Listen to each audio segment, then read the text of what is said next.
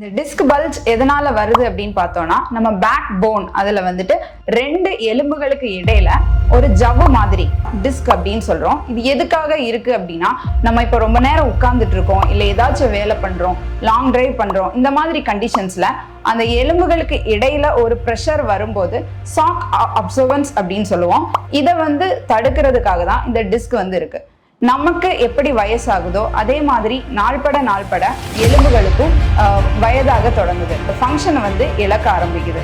அதிக உடல் பருமன் இருக்கும்போது இந்த பேக் பெயின் வர்றதுக்கு சான்சஸ் ரொம்பவே அதிகம். உள்ளுக்கு மருந்து எடுத்துக்கிட்டாலுமே எக்ஸ்டர்னலா ஒரு லூப்ரிகேஷன் தேவைப்படுது. கடி வஸ்தி அப்படின்னு சொல்லுவோம்.